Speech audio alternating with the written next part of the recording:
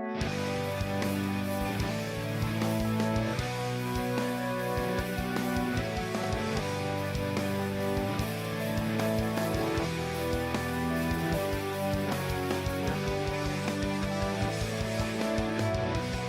it going, everybody? We are the Erie Better Beer Bureau, and we have another review for you. I'm Mark.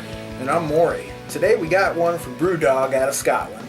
This one is Tokio, and it is an imperial stout, which is oak aged with cranberries and jasmine, and weighs in at a whopping 18.2%. So I've never had this, one of you. No. So, and I don't think we've ever reviewed a beer from BrewDog. So we're going to get into the Tokio here, and we'll let you know what we think about it. Wow. I mean, it's a little different than your typical imperial stout. Definitely, yeah. I mean, it has some similar characteristics. I'm getting a lot of woody and earthiness to it. Yes. Mixed with some chocolate. Yep. And maybe like a topsoil. There's a real earthiness to this, yep. And I don't think it's the wood, but there's something more. Yeah. In addition to the wood. Yeah, it's really hard to describe too. Almost a bit leathery. Definitely you know what leathery, I mean? Chocolatey. Again, it's like a musty. Yeah.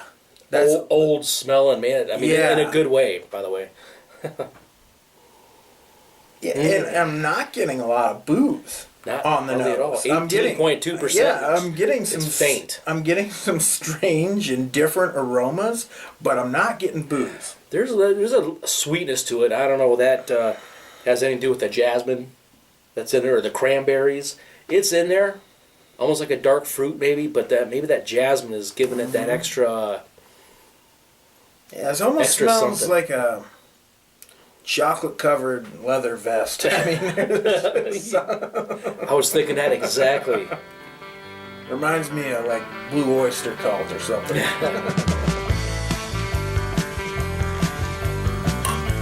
Cheers.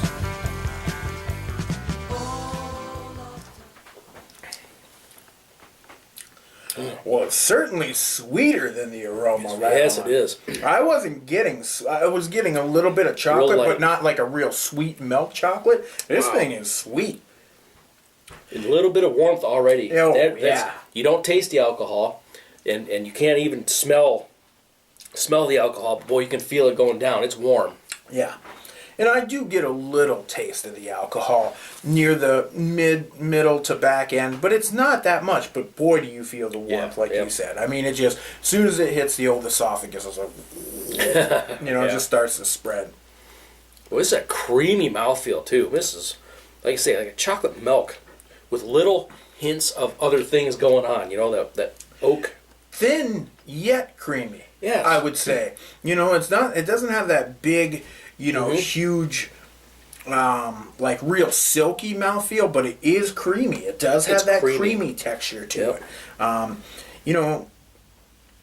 If I had to compare it to something that maybe some of you guys have had, if you haven't had this, I would say, maybe it has the sweetness and the booziness of those brewery old ales, but with a little bit more like imperial stout character to it. A little bit more of the, a little bit more of the roast and chocolate.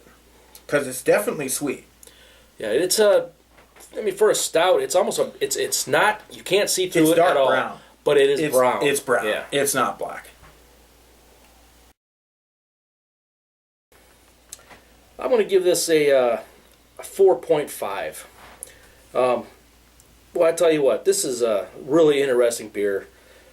Complex, creamy mouthfeel. The 18.2% is well hidden, but it does have that warmth going down the chest. It's fantastic. Solid 4.5.